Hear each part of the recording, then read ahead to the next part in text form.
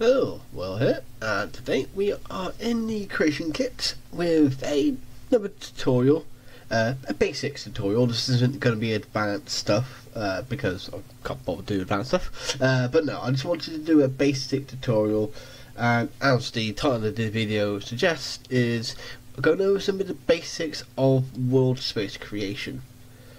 So, if you're someone who's done interior cells before, you've made, let's say you've made a dungeon or something like that, you've used all like the cave interiors and dweller interiors and stuff like that. I think it's basically that, but obviously on a larger scale. But obviously it also acted a little bit differently as well. Thanks Java. But no, it obviously a Worldspace kind of acts a tiny bit different as well in compared to an interior cell.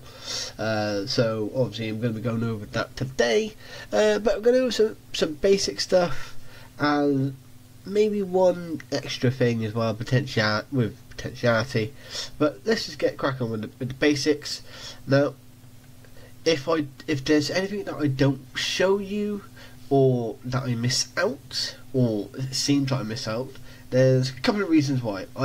Now that can either be one, it's because it's not a basic function and it's a slightly more, not as much complex, but a slightly more advanced version function, or it's a function that's not necessarily needed for making a world space. You can add it to a world space, or you can use it alongside a world space, but it's not necessarily needed for a world space. Or it's because it's a function that I don't really know that much about, because I don't know everything about creating a world space. That's the thing. That's one thing I will say, is I don't know everything about creating it. There's some things that I do know, and there's some things I don't know. So if it's in the video, it's because I know how it works, and I know it's a basic function to get a basic world space. And if it's not in the video, it's either a function that is not necessary, or it's a function that I don't fully understand, or because I don't want the creation kit to keep crashing all the time, because the creation kit can sometimes be a bit funny with doing certain things, and Worldspace is one of those things that it could sometimes get a little bit funny with it. So I do expect there to be a crash, but hopefully we don't get one. But right, with that bit set out of the way, let's get on to the first basic, which is basically just generating your world space as a whole, basically, which it's pretty self-explanatory. Obviously we've done the standard, loaded up data files and all this and all that. I've already just loaded up the basic ones, because obviously we're not keeping this, blah blah blah, whatever sort of thing. It's there, the basic stuff. We all know that. If you don't know that now, why you're not going to learn it in this video. So what you want to do is you want to go to World, and then you go to World Spaces, and then you might hear some noises because the printer's just going off for some reason. God damn you, printer. But no. So here we go. So we've got the world spaces here. This is a list of all the world spaces in the game.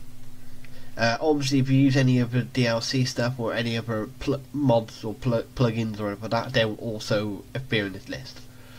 So there's going to be a bunch of stuff here that we do need to use for basic world space, and there's a whole bunch of stuff in here that we don't really need to use for a bunch of world space.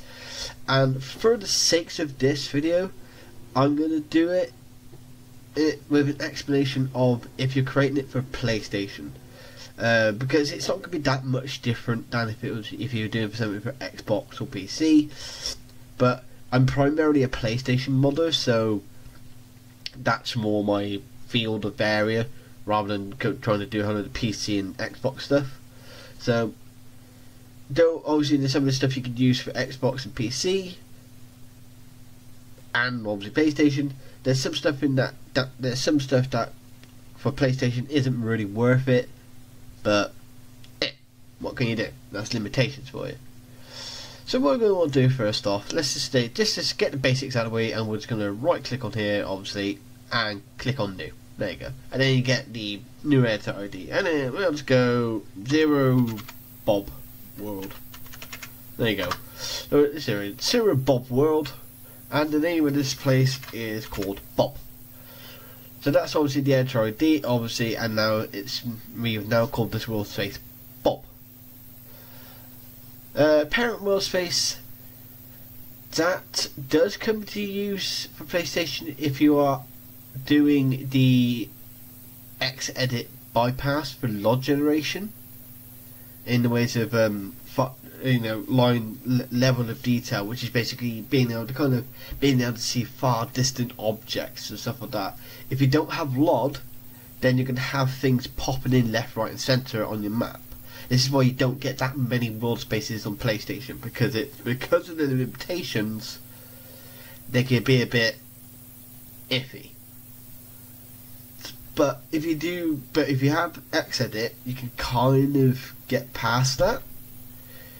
But you do need to have your world space does need a parent world space, and then that adds another layer of funniness to it, on the purpose of because the problem is if you put your world space in the parent world space, if you put the wrong cell coordinates in, then your map will collide with the world whatever parent world space you've selected. So you kind of need your world space to be away from whatever map you've chosen for the parent world space. The easiest one to do this with is the map for Solstheim, because Solstheim itself isn't massively big, but there's a lot of excess space. So it's a good one to do it with, but you do also have to bear in mind that you kind of do need to enclose your area off so you don't kind of see Solstheim.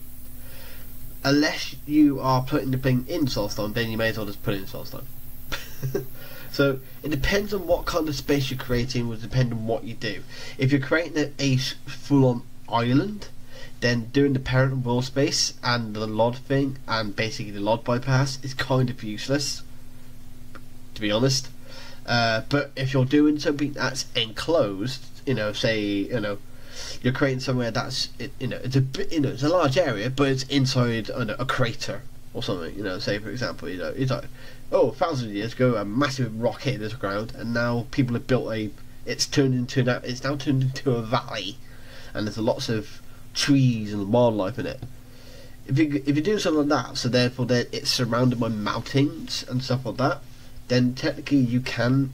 That's where you would want to do the LOD bypass, as well as the parent world space. So bear that in mind. But if you do let's just say if you do select a parent world space, we'll just put that on for now.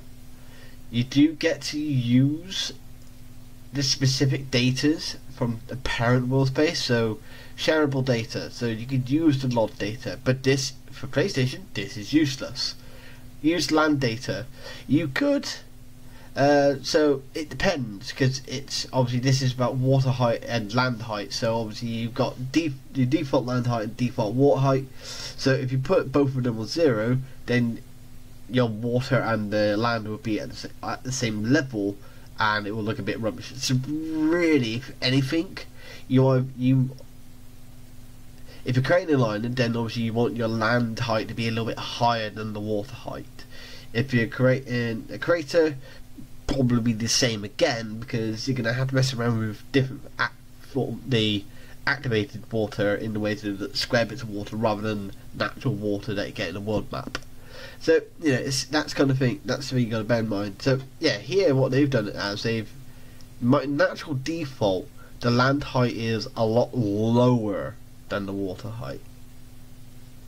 But it's a lot lower. But so you probably want to, you can keep that as it is, and you have very deep oceans, or you can slightly make it a slightly less shallower ocean and just raise the land height a little bit. But most of the time, you'll have your land height actually lower than the water. Water data is just basically what water it is, because you're gonna have different types of basic water in the game. So default water is just the generic water that you will see, and obviously you got your different types of water, so you can mess around with that. But of course, that's kind of dependent on the area that you're trying to build. LOD water type is the same. It's the same blimmin' thing, but on PlayStation, this kind of option is pretty much useless. This is useful enough, but I've never really used it, so but you probably wouldn't really change it. You'll probably end up keeping it as just as the default.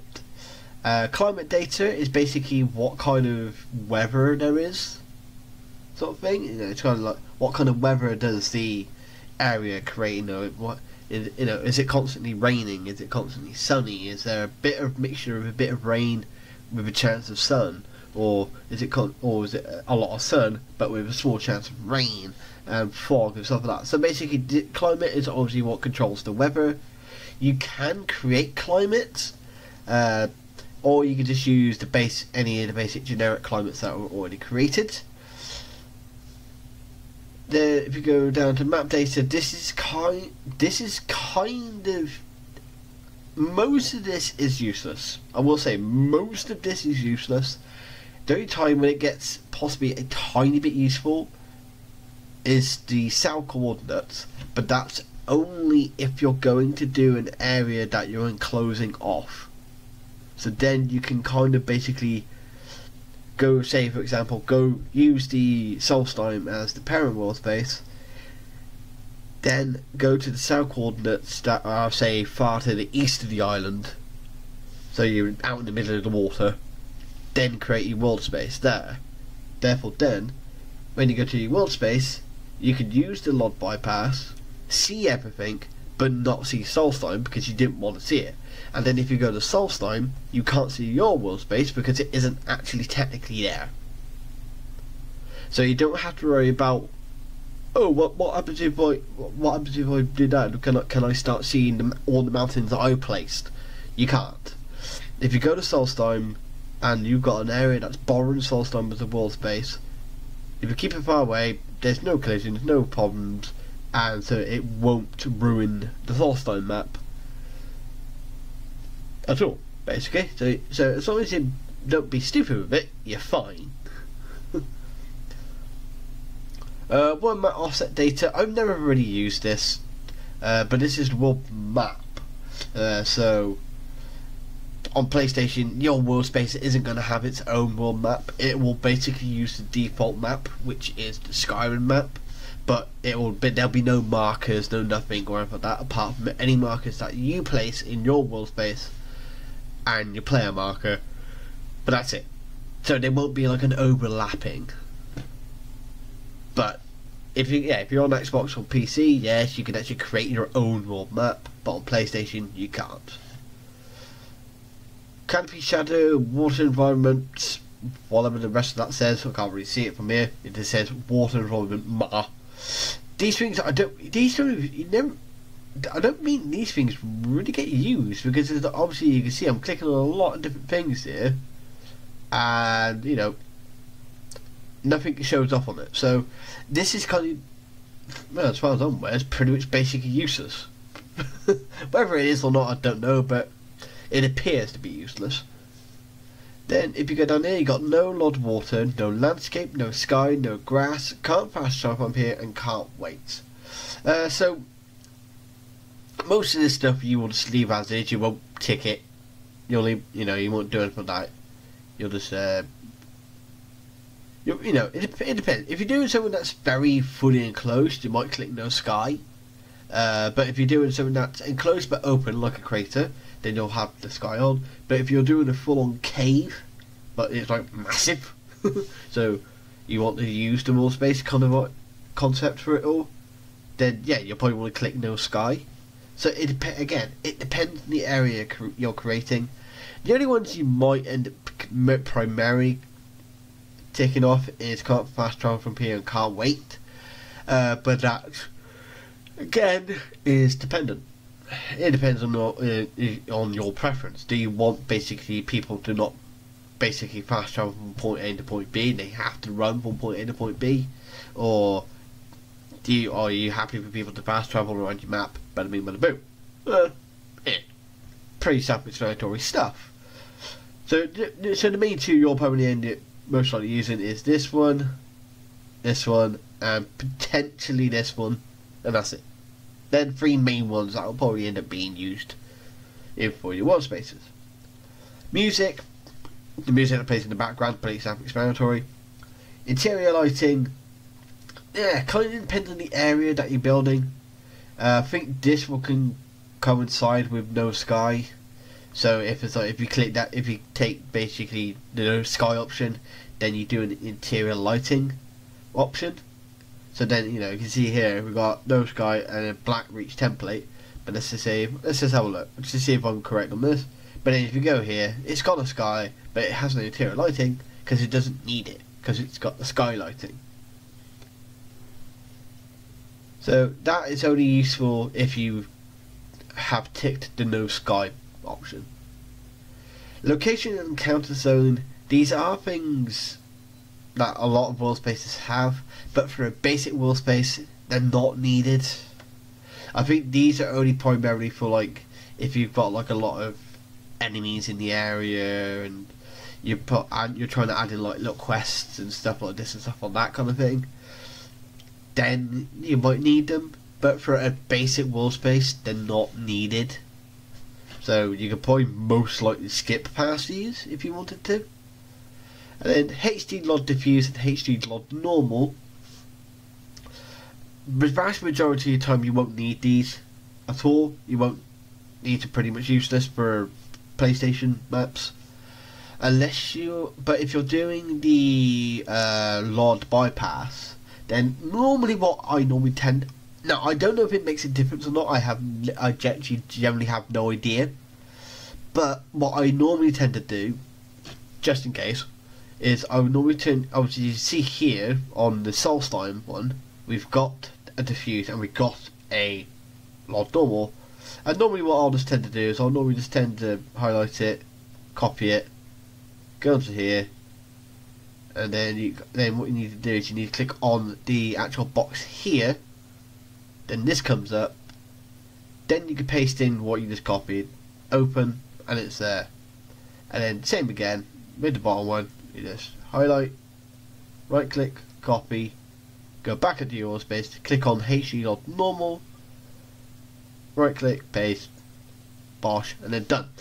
Now whether that's actually needed if you're doing the LOD bypass with Xedit, I do not 100% know, but I normally just set it up just in case, because it's a LOD and LOD. You're working with LOD, so it makes sense to do it. And then you have fixed dimensions and small world. Most of the time your world space will probably be cast as a small world. About probably most of the time will be classed as a small world, because I'm pretty sure most people don't have forever in a day to create a massive map like Skyrim, and will probably more likely create something the size of Solstheim, which if I think Solstheim is classed as a small world, I think. Okay, it's not classed as a small world, but it is about half the size of Skyrim, so, you know, it is smaller. But this isn't technically necessary to tick or untick, but if your world space is not that big, then you're better off basically marking it as a small world. It probably just helps with it running a bit better, you know, so it's not like too jumpy, too twitchy and all that kind of stuff. So this helps with running. Dimensions, this is mainly to do with the center cell here. So I can click center cell and then you can basically change with the X and the Y on the cell, and that will put your center of your map somewhere else. So then you can use different world spaces and then change this to center cell, but this is a thing that it's very touch and go, very trial and error to get it to be where you want it to be. So don't expect to get it right the first time round, but always check before you start making your world space, because you don't want it to collide, basically. So if you do use fixed dimensions, always check that your center cell is where you want it and need it to be. If not, change the location of the center cell until you've got it to the place where you need it to be. Pretty simple. And that's the general rundown of this bit. Some bits are pretty much useless if you're doing PlayStation. Some bits do have some kind of use, but the main thing is you'll probably end up using if you're doing Placing map is obviously the name, the land data, because then you could change the high and low land and the water. The music, interior lighting if you're doing a very enclosed space. If not, then primarily just music. And then small world. Those are the main ones you'll end up using. But you can obviously mess around with the other ones and do a bit of trial and error if you wish. But with that out of the way, we're going to click OK, and we now have Bob.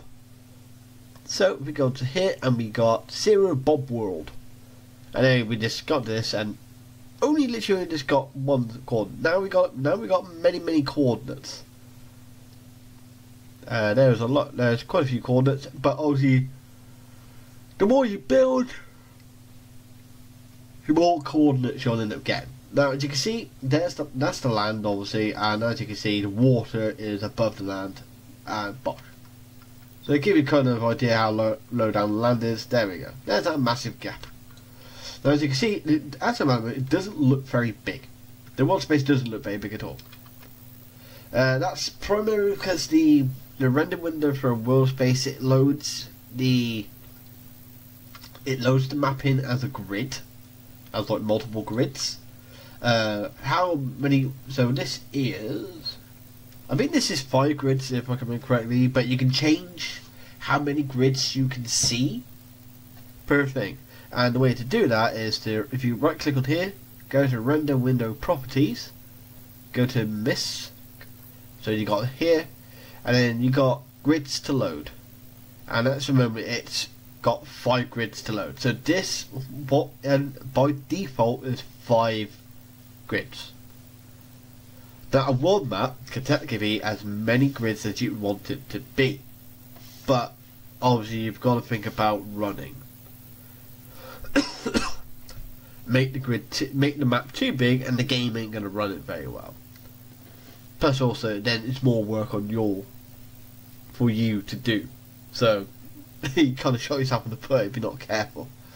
But what I normally tend to do is I normally tend to put this to 15. I think you can load it to 20 grids, I think, per time, but I just want me to set it to 15 because it's like and then you can click on apply, but then the problem is if you click on apply and then close, it applies it again, so you may as well just close it and then it will just refresh it naturally on its own, and then bosh, and then as you can see we have now a more world space, much more world space, because the problem is any objects that you place on your world map, if you then move the camera around, you know, do zooming around or whatever sort of thing, if any objects you place to go out beyond the horizon line of the grid, they will then disappear. Not completely, but they'll just disappear from the render window. So then if you're trying to link things together and then that thing's just disappeared, you then can't link the thing together properly because you can't see the original thing that you put. So that's why you want to increase the size of your grid of what you can see. So therefore then you got less chance of things disappearing suddenly on you, and then you're like, oh well, I need to find out where that is because I want to put that next to it. Another little bit of advice to do as well is that if you create the world map with like any kind of specific locations, with any towns or anything like that, so basically let's just say you got here, this is the center coordinate 0, 0. This is the center of the entire mass of the world map. So basically what you would want to do is you want to get it highlighted, then click it again until you get to basically you can delete it, and then you just put whatever it is. So it'd be like 0 Bob Town 1. Press enter, and so now you can always know where certain things are because it's got a chip. The actual singular cell actually does have its own editor ID. So you know, just makes it easier to locate things rather than you trying to spend ages going around on your map trying to find what you just put down the day before.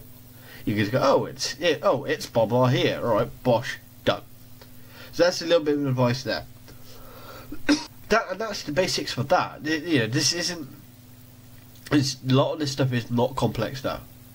It can be if you, for a first timer, and who's like, well, I don't know what to do with one maps. If it's your first time, yeah, it might seem complex, but trust me, it is very simple. It's just time consuming to do a lot of this stuff, but also higher chance of your creation crashing on you. So save often. That is actually that's another good idea, is to save often. I'm just going to save. I'm just going to save it as Bob because I can. Oh, I technically already have, yeah, because this actually is technically the second time I'm recording this because I wasn't happy with the first one. We'll just overwrite the original Bob with the new Bob.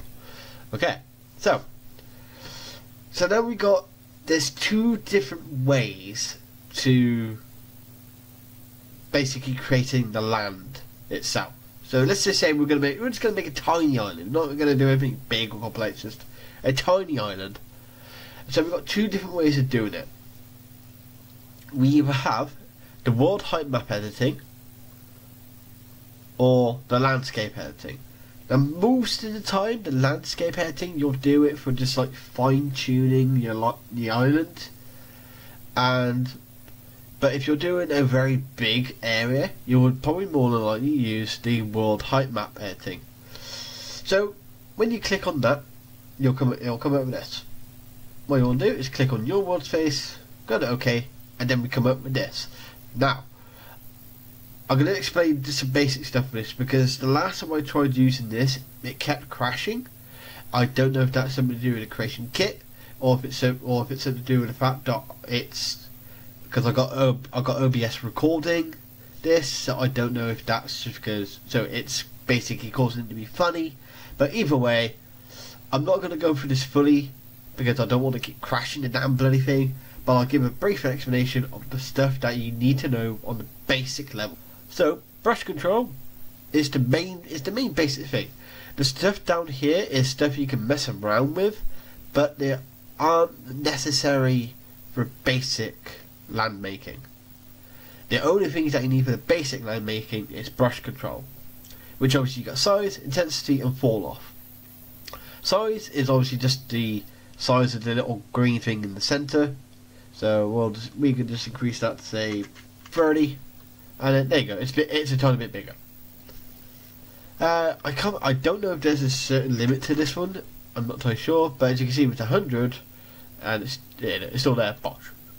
Intensity is basically the power that it uses to draw the land. If you got a low intensity, then it should technically basically do the land a little bit slower. It shouldn't go like shooting up like a rocket. It should just kind of sort of gradually come up. Fall off, I'm not entirely sure what fall off does. I don't normally tend to mess around with fall off all much, or I'll increase it like a little bit and then after that I just leave it. But what it actually does, I'm not entirely sure. But is it necessary to mess around with too much with? Probably not. I don't think so. You probably don't really need to use fall off all that much. So the main ones you would use is size and intensity. Now, once you've actually drawn in your land, you'll use just the left mouse button to draw in the land. But again, I'm not doing that because I don't want to crash the creation kit right at the moment. So I'm going to leave it. So I'm going to leave it. But you would basically just draw your land in, and then after that, now you can save from here, or you can save from the this little thing down here. But the way that it saves is kind of weird. So it'll come up with like this little text box that says like saving progress 0, and it's just got this little, it's meant to have this little bar loading in it. For some reason that sometimes is kind of a bit funny, it doesn't quite work correctly. But then if you just keep cancelling it, then it will replace it, but you'll see that the green bar increases. So you keep cancelling it, the green bar keeps increases until basically this will then close down, and then you will have your map here. Which, as I do not have my map here because it, for some reason, whenever you load that thing up, it makes the land disappear for some reason. But then your land will actually be drawn on. But That's kind of, but you kind of have to mess around with that a little bit. So, yeah, it's a bit of a pain in the ass that I can't show you it, but if you want another explanation, you can just let me know in the comments below, and I'll basically do a step-by-step guide on what it is or how to get it to work. But basically, but in general gist, with the world height map, it's, you don't open it up, you start drawing your land, you increase the brush size, its intensity, do all that stuff that you need to do. Then draw whatever land you want to draw on. The more red the land is on the map, the higher the land mass is going to be. So bear that in mind. Once you've drawn in what land mass you want, just press the little icon in the top corner. You just press this. This will then create a little bar down here. Just keep clicking cancel whenever it shows up, and eventually it will basically stop. Then you'll just basically load up your land mass. In this case, it won't do it for me now for some reason. Why won't you do it for me? But basically, okay. So this thing's been a bit weird now for some reason, but I'll fix that in a second. And but then you just basically just reload your Worldspace, and you'll have the landmass back, and then you'll be able to see what land you've drawn. There you go. But let's say that you kind of don't want to use that, or you're a bit like, my explanation wasn't very good, or maybe you're just a bit like still unsure about it.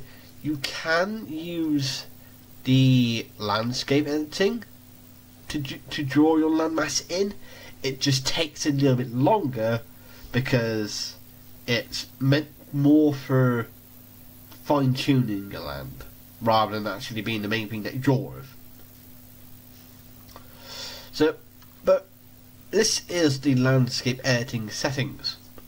So we've got a couple of things here that we're not really going to go over, like vertex color and water flow mode. We're not really going to go over this in this, because one, I don't quite know what they do, to be honest, as I've never used them, and two, is they're not needed for basic land mass editing. They're not needed for the basics of making your island or cave or whatever it is you're making.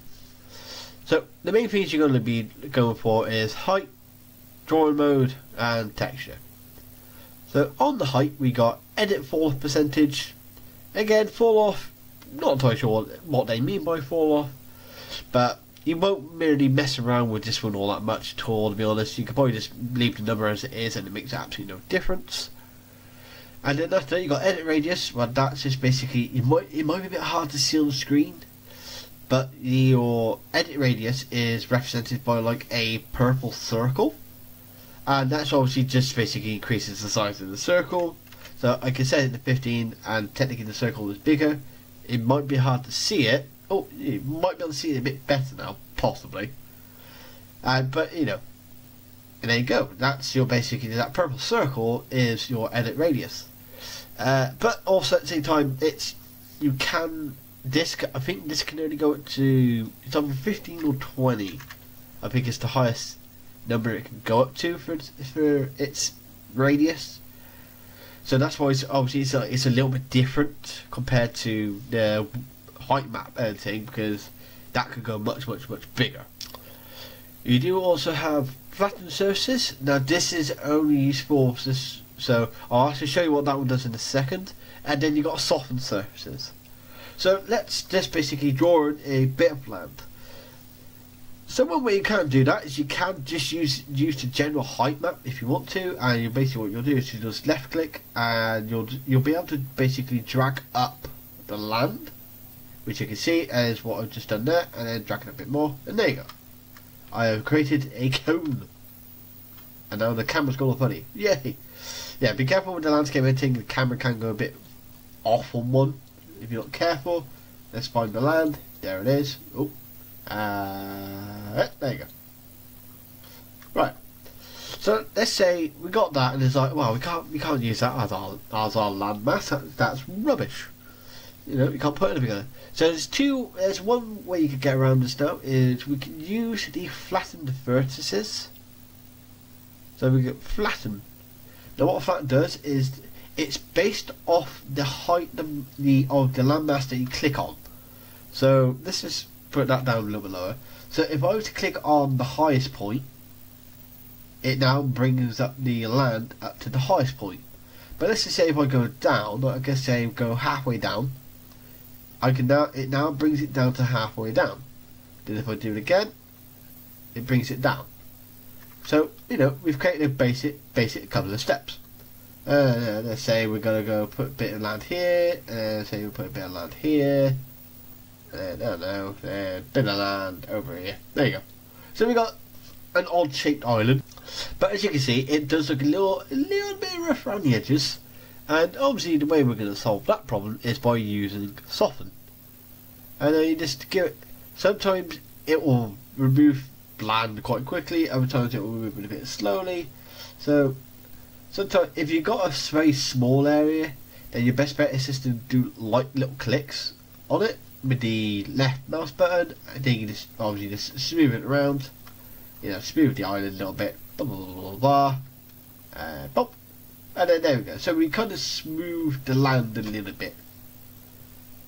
So that's the basics of that. So if you have both of them off, you can use that to bring up and down land like that. Wait, jiggle jiggle jiggle. These flattened surfaces, they then expand your land and create different levels of height, and then you can soften it just to sort of like smooth it out, and then make sure that some of the actual area can actually be run, you know, the player can actually run up it, because if you obviously make it too steep, people can't run up it. So then another option is a drawing mode. So you got a few different things in drawing mode. So we got delta, and then raise by or lower by. So if I click on, so if we have raise by, and our delta's gone off, so you can see. So we've got delta, and if we got delta, it does it in a smaller area, but it's raising it up. So increase the delta. I'll have to see if this actually works here. So increase the delta, it increases the size of the area that gets lifted up when you're drawing. So the higher the number, the more land it affects. That's if you have gotten the delta. If you go to raise by, it does it but in little bits. So it's not as effective as delta, but it still has a bit of control on it. And then if you go lower, that's pretty self-explanatory. It lowers it down.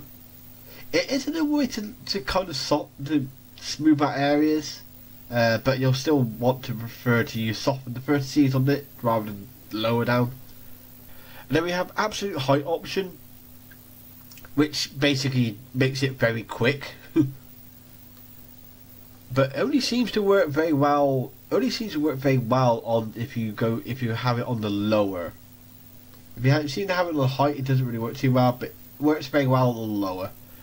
So then if you mix it like that, and then you can then go off drawing mode, go on the soften surfaces, and you can smooth it out, and then you've edited a bit of your land.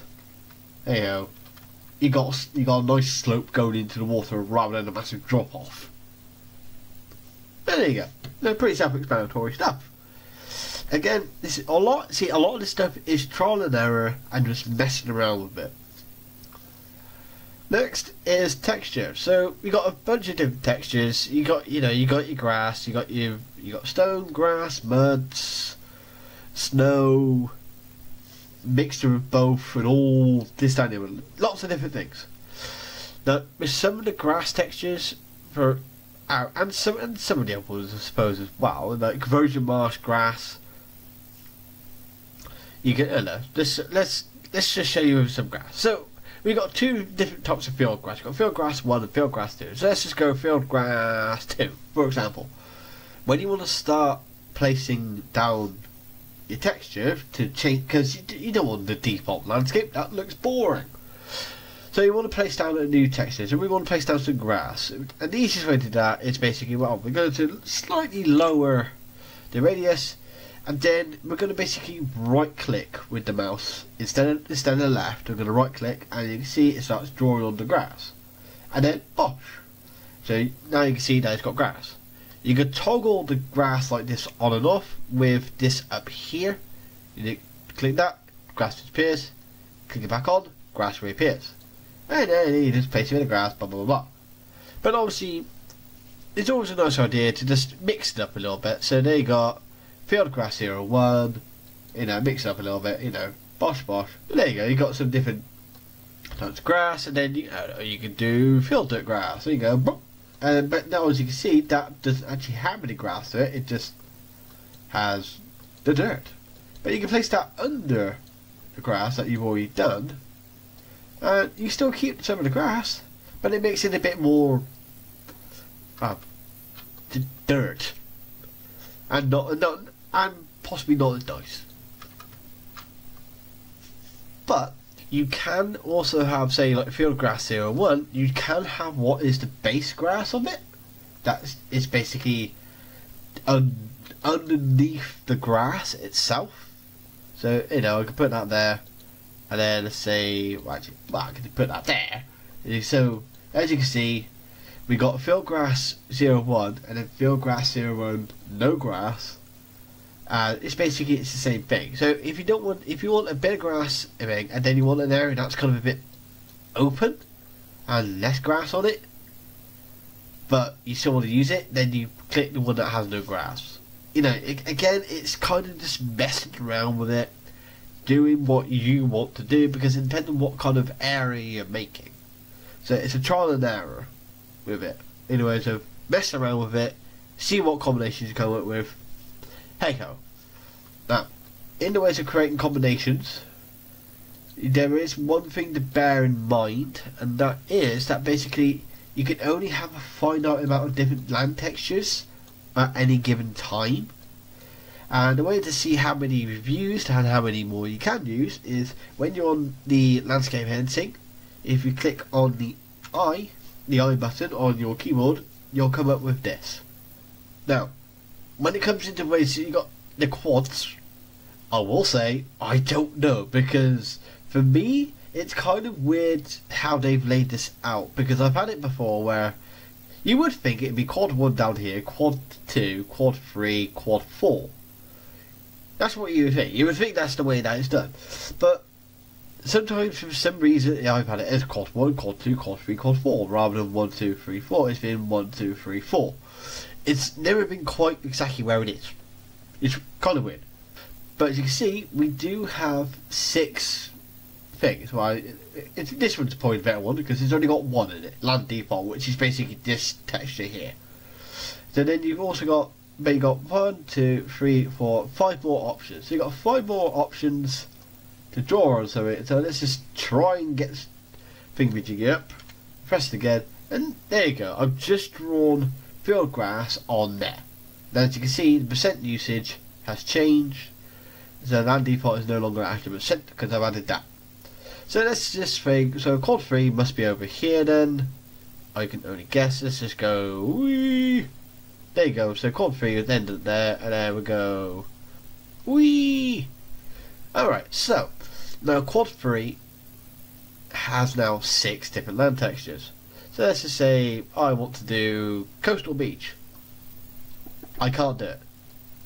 I could do it in an area where there is no other thing, but I can't do it in what is class of quad 3 because there's too many textures. There's already 6 textures. You'll know if you've got too many textures on your thing because it basically, as you can see, there's a dead ass straight line going down here where it can't paint anymore, basically. So this rock here can't be painted here because there's too many textures. And obviously the easiest way to deal with that is basically be like, oh no, I'm just going to delete the landscape, which you can't delete that one, so that's one you must remember you can't actually delete. As much as you want to, you can't delete it. So normally, what's an easy way to do it is by probably going to what is the lowest percentage, which in this case is this one here. So we're going to delete that, and now I've got a slot free. So now I should be able to paint this texture here. Boop, and there we go. So always remember to keep an eye on the textures that you've used. So therefore then you can basically not end up getting in a situation where you're like, well, why can't I paint that? Why is it straight line there like that for? It's probably because it's got too many textures. So do one that's barely being used, and then carry on your way basically, and then bosh. And that's it. Once you've completed whatever you want to do with the land, in this case we'll just do this because it's just easier. You just again just turn it off. Give it a second, and then boom, done. That's for the moment we'll say that's the basics of our island there. So there's only a couple of other things really as that really need to be done. So one thing you do need to remember to do when it comes to this is when it comes to a world, it depends on if you want any dragons. So let's just say, you know, we've put on here, where we got, okay, we've got a farmhouse there. As you can see, this place is very, very tiny. Farmhouse there, and then another one up here. Obviously, I'm not keeping this tiny because I don't need to. But let's just pretend this was all nice and tidy. Blah blah blah blah blah blah. Now, if we were to say place a dragon in the map, where's the dragon? There you go, your dragon. Boop. So he's now placed. So we go in the game, he'll fly around. No, tra la la. Problem is, he will fly through the buildings. He will fly through the ground because there's basically the AI doesn't see these objects. It just sees open space. So it's just going to fly through everything, which is not good. But the way to solve that, so then this dragon then will not fly through the buildings, and will fly over the buildings, and will not fly through the land, and therefore then will always stay up in the air, where you need the dragon to be, is if you go onto world map, and then down here we got generate height data for current cell, generate height data for world, and generate height data for all worlds. But what you're probably going to, what you want to make sure that you do is, obviously you do this bit last. This is the last bit you do, apart from maybe NavMesh, but NavMesh sucks, so fuck NavMesh. But no, but in general, generating the max type data for your world space is one of the last things you will do, because you may need to make sure that you've got everything in your world map before you do it. Because otherwise then, if you start adding some more stuff, then you kind of need to redo the height map, the max height data for it. And basically what you'll just do is you'll just click on basically one of these. We can do current cell, generate max height cell, sure. So this is just for the cell, which we don't want to do, so we don't want to do that. What we want to do is we would want to basically then do the world, which then you then select which world it is, and then it'll tell you how many cells it is, bada bing bada boom, and how many it's going to generate it for. I'm not going to do that now because otherwise it takes blimmin' ages to do. But basically you'll just click on yes, and then you just have to wait. After that there's not anything else you can do, and you just have to wait for it to finish.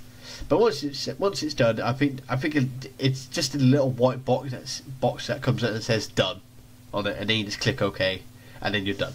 I'm not going to do that now because I don't need to, but that's it. So just to recap on that very quickly again, is to generate the height map data for your world map, is that you will go onto the world option on your tab, and then generate max height data for world. Not for the current cell, because that just does one little bit, and not all worlds, because you'll probably fuck up the game by doing that. So just this option here, and that's it. Ain't done. Now, apart from the X edit stuff, that is it. That is basically the general basics of wall spacing. Yes, you can cover nav mesh. I suppose I better cover nav mesh, don't I? I don't want to. I don't like nav mesh. As I have a hate relationship with nav mesh, but I suppose I have to give at least a basic explanation. So, if you're doing nav mesh for Worldspace, it's a little tiny bit different than if you're doing nav mesh for an interior cell. Because normally, if you're doing nav mesh for an interior cell, you'll click on this market, this thing here, which then brings up this box, and then you will then need to click on here, and then go on to generation, and then it will be sort of like you'll do like a recast.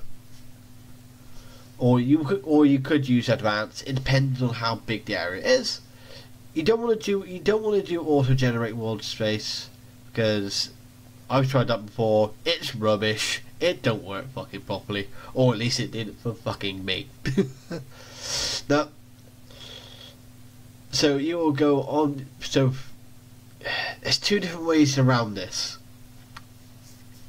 You can either go onto advanced, or you could go onto world and then go to the regions.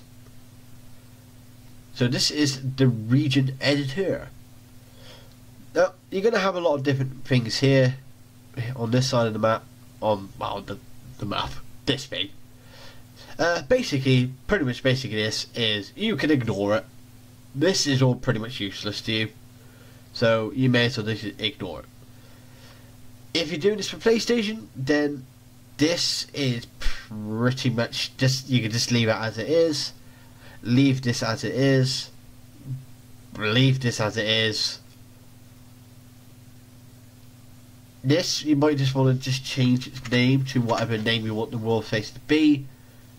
This leave as is, this leave as is, and this leave as is. So pretty much most of this stuff is a just leave it as it is situation. It's primarily just map name.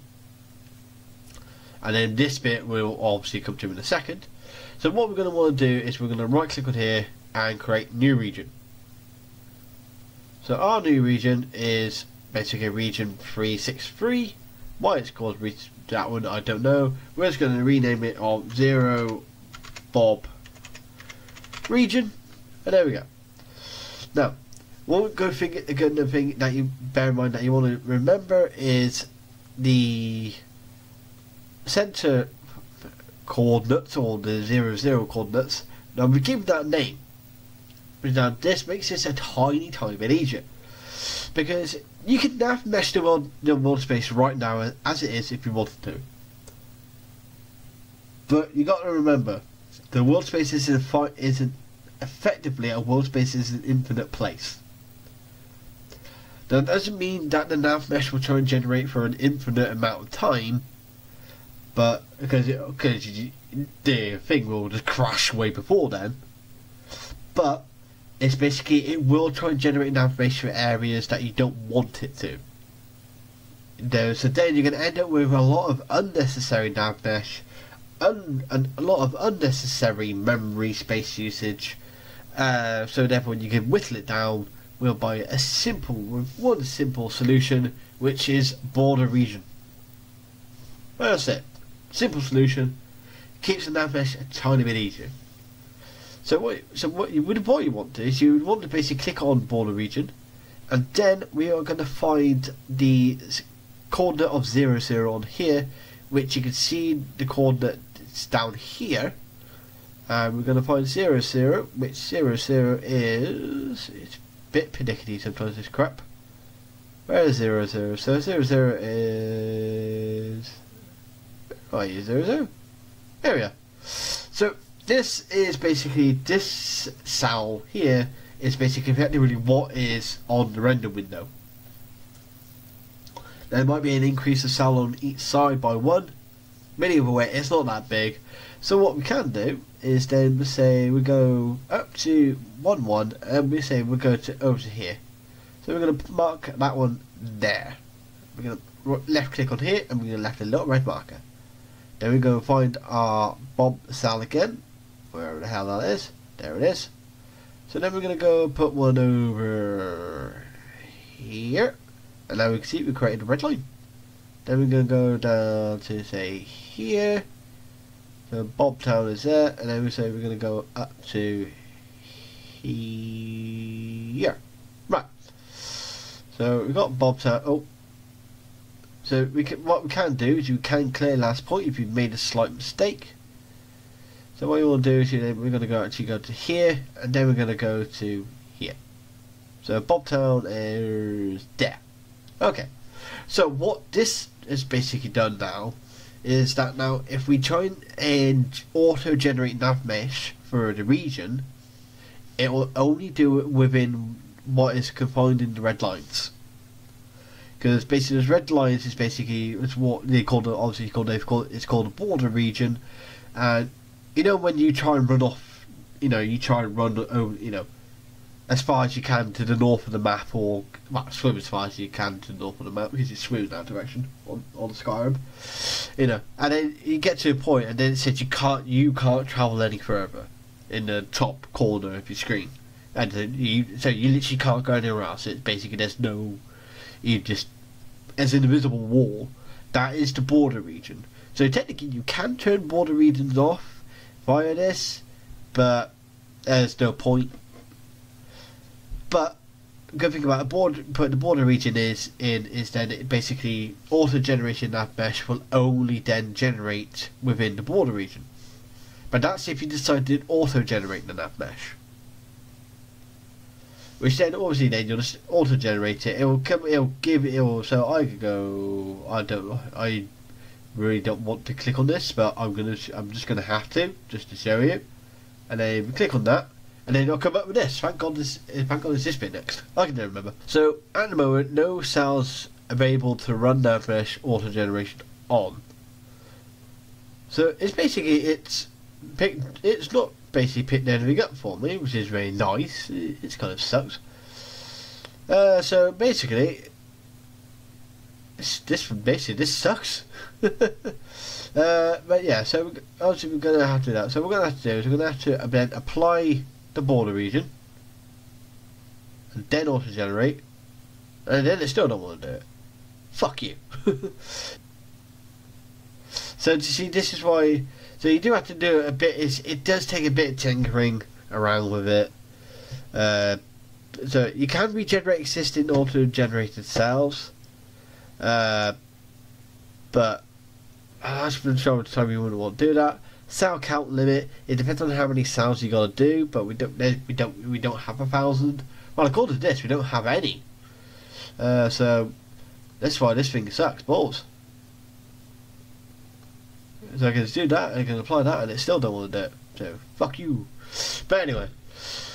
So, you can regenerate existing or generate cells, but most of the time you won't bother doing that. Cell count limit is basically how many cells you kind of want to end up doing. If very unlikely it will be 1,000, it more likely be just like 50. Sometimes it might be more, it depends. And then you've got habit-based, object-based, and recast-based. Recast-based is the generic nav meshing. Object-based is basically only based off the actual items that are in the thing. So landmass doesn't count, but buildings and bridges do. So object-based you would very unlikely do, and then you've got habit-based, which is the one that you'll most likely do, but it does take a lot longer and is a bit more prone to crash. So bear that in mind when you're doing it. Height map resolution. The smaller resolution, better gen and more time. So you can go from resolution of 32 to 256. That's the primary basis of the resolution. Which obviously, if you got the resolution at 32, it generates better, but it takes longer to generate it. Whereas if you got it at a resolution of 256, it takes less time, but you don't get as good of a generation. So you can mess around with that number, diddle around with it, see what you want with it. Simplification level is just that affects basically, I believe it's affecting the complexity of the nav meshing that it generates. So more complex nav mesh will have a this is the only thing I don't know. I don't know if it works in the system of one. If you put it as 1.0, that is the simplest it can be, or if that's the most complex it can be. And so then, if the higher the level, the higher the number, the simpler the simplification is. I don't know which way around it goes. That's one thing I don't know. But you can mess around with simplification level to help you with slightly faster generation, though it may not be as good, but it will be faster generation. Mid-valid island area, it's a thing. Yeah, this one I don't know, but that one you might want to. You'll probably most likely end up slightly lowering it rather than increasing it. So give it a slightly lower number. Longest edge length. Yeah, maybe that one as well. That's just basically the longest that it can generate a edge for the nav mesh. But you might want to lower it as well a little bit, just so it's not as long. And then maximum walkable angle. That's dependent. Now that's kind of like what's the highest angle you can get for people to walk on. But obviously the landmass plays a part in that as well, not just the nav mesh. So you would probably just keep that one as it is, because you don't need to increase it and you don't need to decrease it either. And then you got faster generation, which is down here. No thin area removal. So basically, there's a lot of the time if you auto generate nav mesh, you'll get some big nav mesh vertices, well, or triangles, we'll just call them, generated, but you'll also get a lot of little tiny ones, and this is meant to basically try and help get rid of those tiny ones. Though it doesn't always work very well, but it does help out a little bit. Now I know that might seem to be a lot of information to take in, but this is a case of trial and error, messing around with numbers, and find until you get something that works. But if you've got a very, very big island, also say for example, if you've got an island that's absolutely huge, using this method will take absolutely ages, to a point where it may not actually be the most viable option. So then you'll have to do another option which is a bit more viable but still takes a fucking 1,000 years to do. Which the other option is, so we're going to get that off there. We're getting off there. This was pointless, obviously. Pointless. It's foundation. If you continue, it will be deleted. Do you wish to continue? Yes. Now that doesn't lead the map. It's just deleting the region because we don't need it for this. We don't need it for this way of doing it. For this next way of nav mesh. So let's just say you've done yourself a tiny island like this. You've just done a very small island for yourself, you know, the player home island.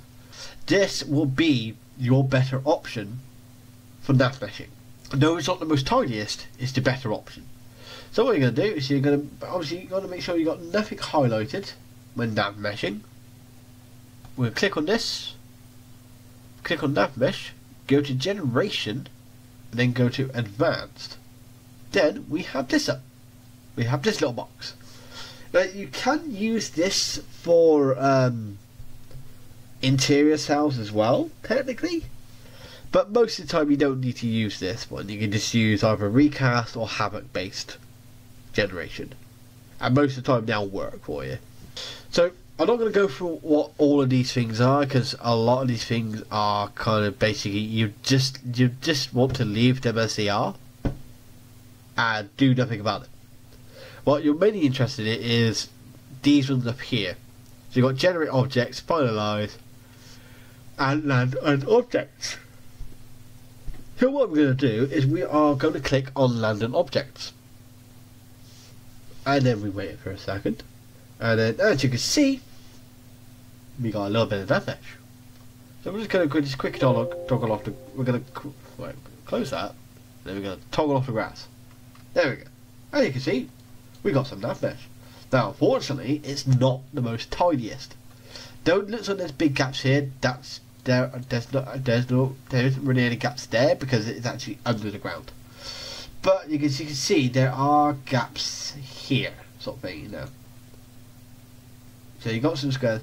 Now, you can spend a bit of time tidying them up, you know. Well, I would say it won't take that long. It depends on how much there is. Well, it will then depend on. Would then actually take ages, but a lot of the time you might just only need to fix up a couple of these things just to create a path that isn't broken. You know, so you can just, you know, do that and then, you know, fix it up. Don't, obviously, if you try and do it with every single one, it will take a little bit of time to do it, but it's not impossible to do it. And then let's just say let's just say we go on to the next one and we go up here and we do the same again. Go to generation, go to advanced, land in objects, and it should create some more here. And there you go. So we're creating the next bit here. Okay, cool. We got a bit of nav mesh. Now, something that's someone asked me not actually the other day actually. They were having a problem with nav mesh because they're on the Worldspace that they had made, and they were having a problem with nav mesh. And from what was my gathering on that is basically when you have nav mesh, you can't on the Worldspace. You can't actually get nav mesh to go beyond the cell's wall. So you gotta look at each cell like that. They have an invisible wall to them when it comes to nav mesh. So this triangle can't go over onto this bit of land over here because it is hitting an invisible wall. Because as you can see, each time when I do it, it shrinks. So it actually it's hitting an invisible wall, into which then I need to now actually be able to extend that and move that back over here for a second. So this bit is now basically broke. It's broken. It's not linked up to where it needs to link up to, which is basically this nav mesh over here. You can't do it. But what you do need to do, and the way to effectively basically fix it is, let's say for example you would then click on that, click that, fix up this patch of nav mesh, say for example, and then so as you can see it's on different heights. So what you want to do is you do want to actually bring down this to the same height or as close as you can to, so this is cell A, this is cell B. So you bring this set of nav mesh in cell A to the same height as the nav mesh in cell B, in the way where the invisible wall is. Once you've done that, which is a bit of a pain in the ass because you're gonna check it everywhere pretty much. It's a pain in the ass. This is why it's a hate relationship with nav mesh. Once you've done that, you then want to finalise the nav mesh. When you finalise the nav mesh, it then brings those two pieces together, or at least it should be, because this thing is a bit pernickety when it comes to it. So I'm just going to finalise that, and now as you can see we've got these little green boxes. Well, they've just disappeared on me, but there you go. So we've got these green boxes, or things. They look like boxes, now they go flat. But basically, you got the green thing. These green things is basically now meaning that basically that piece of nav mesh is now joined. The piece of nav mesh in the cell A is now joined to the piece of nav mesh in cell B. So therefore, then there is no longer the break. The break is no longer there. So any NPCs can now cross over it and not be like, oh, I can't go any further that way. No, they will now cross over it. And cross over from cell B into cell A. I know that sounded probably very complex and probably hard to understand, possibly, because it probably wasn't the best explanation. But just trust the method, and you'll be fine. And that's the general basics for nav meshing. You just have to kind of like mess around with it. Yeah, as you can see, there is a lot of fixing up to do. But, or if you're feeling suicidal, you can just manually draw it all yourself. Which is not, it's okay if it's in a small area. If it's a big area, yeah, have fun. And then that's it. That's it for NavMesh. There's not a lot else I can explain about NavMesh because that's the general basics of NavMesh, which you just need to know. That you just need general basic NavMesh to form a general basic world space. And that's it for the basics of the world space. That is pretty much it. There's not. If you're doing a world space for PlayStation anyway, that is it. There's not a lot else that can really be explained because it's not. I think a lot of people get kind of like a bit like about doing a world space, kind of a bit worried about doing a world space, or a bit like, well, I don't know how to do a world space, on the purpose of because they don't know what they want for it. You've got to kind of think, what is it that you want it to be? Do you want it to be a foresty area? Do you want it to be a snowy area? Do you want it to be a cave? Do you want it to be a crater? Do you want it to be a town? Do you want it to be a small island? Do you want it to be a big island? Do you want it to be an archipelago? You know, what do you want it to be? Which obviously that's something that I can't explain in the video. I can't teach in the thing. I'm going to teach you the tools of how to make it, which is what I've just done. And they're very basic. If you just want a basic world space, that's it. So it's like I could go on and talk about how to make this and how to do that and how to make this and why you need to do this and why you need to do that. But a lot of it, especially when it comes to doing it for PlayStation, is not needed. Even technically, really, even if you're doing it for Xbox or PC, a lot of it really isn't effectively needed. It's only a lot of the more advanced and complex stuff is only needed if you're trying to make something complex and advanced. Which for PlayStation, you're very limited to what you can do. And when it comes to Xbox and PC, well, probably the vast majority of people kind of already have a rough idea of what is needed, or what things they would probably want to have. So I know it probably feels like it, and probably not a lot has been taught, but then that's because there's not a lot that to be taught.